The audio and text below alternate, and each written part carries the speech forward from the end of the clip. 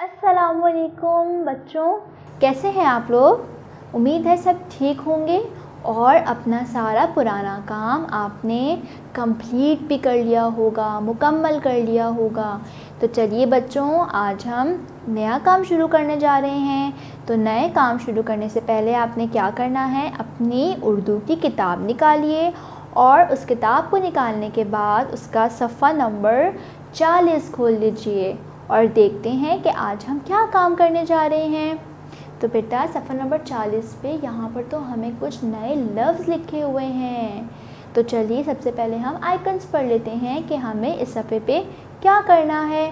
तो बच्चों पहला आइकन क्या है, पढ़िए, उसके बाद लिखिए, फिर उसके बाद लफ्ज़ बनाइए। तो हमें यहाँ पर 3 काम करने हैं। तो काम शुरू करने से पहले आज की तारीख़ भी तो लिखनी होती है ना। तो यहाँ पर बच्चों आज की तारीख़ लिख लें सब, ठीक है। चलें, अब यहाँ पर आप देखिए नीचे हमें यहाँ पर कुछ लफ्ज़ दिए गए हैं और हमने एक एक करके इन लफ्ज़ को पढ़ना है। मुझे पता है कि आप लोगों को आता है ये पढ़ना, क्योंकि हम पहले भी इन इन अल्फाज़ों को देख चुके हैं, ठीक है। चलें अब हम पढ़ना शुरू करते हैं पहले लफ्ज़ से। तो बच्चों पहला लफ्ज़ है दादी, दूसरा दागी, उसके बाद है शादी, शादी के बाद डोरी, उसके बाद क्या लिखा हुआ है बच्चों, तोरी, और फिर आखिरी अल्फाज है गाड़ी। शाबाश, ये तो हमने लफ्ज़ पढ़ लिए हैं। अब आपने क्या करना है बच्चों, सफाई से और अच्छी लिखाई के साथ, यहाँ पर आपको खाली जगहें नज़र आ रही है ना, यहाँ पर आपने सफाई के साथ इन लफ्ज़ों को लिख लेना है पेंसिल के साथ। और याद रहे गंदी राइटिंग नहीं होनी चाहिए और जो हर्फ लाइन से नीचे नहीं आते उनको नीचे नहीं लिखना, ठीक है बच्चों।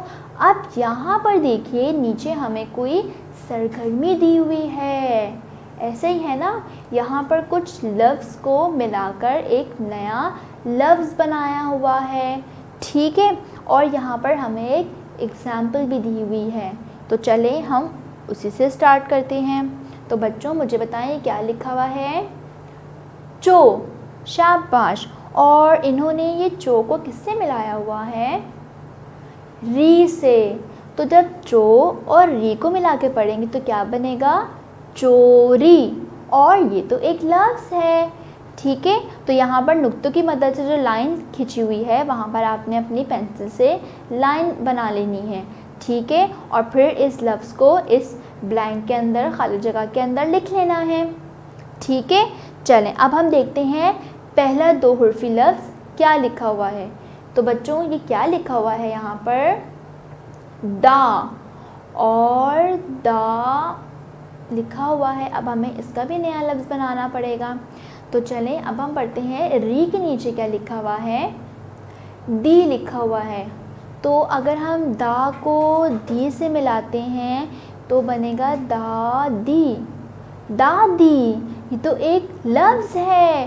तो आपने क्या करना है, पेंसिल की मदद से दा को दी से मिला देना है और फिर उसके बाद यहाँ पर जो खाली जगह दी हुई है वहाँ पर लिख लेना है दादी, ठीक है बच्चों। अब हम चलते हैं नीचे, और चो के नीचे क्या लिखा हुआ है बच्चों, डो, और उसके बाद डी के नीचे लिखा हुआ है री, डोरी। ये तो कोई लफ्ज़ नहीं बनता, दौड़ी।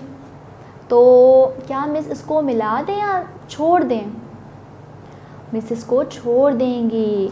अच्छा अब बताइए री के नीचे क्या लिखा हुआ है, री, और अगर हम डो को री से मिलाते हैं तो डोरी, डोरी, एक तो लफ्ज़ बन गया ये तो आपने क्या करना है, डो को री से मिला दें एक लकीर की मदद से और यहाँ खाली जगह पे लिख लीजिए, ठीक है बच्चों।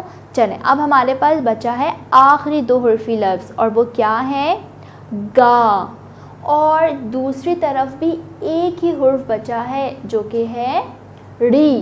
तो हम गा को ड़ी से मिला देंगे तो क्या बन जाएगा, गाड़ी। शाबाश। तब आपने क्या करना है, लाइन की मदद से इस गा को ड़ी से मिलाकर और उसके बाद यहाँ पर जो खाली जगह दी हुई है वहाँ पर आपने लिख लेना है। ठीक है बच्चों। और फिर जो दूसरा आपको कॉलम यहाँ पर दिया हुआ है वहाँ आपने क्या करना है, वहाँ भी आपने यही काम करना है खुद से, और मुझे उम्मीद है कि आप सही काम कर लेंगे।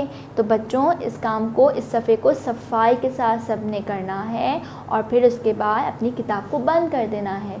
ठीक है बच्चों, अल्लाह हाफिज़।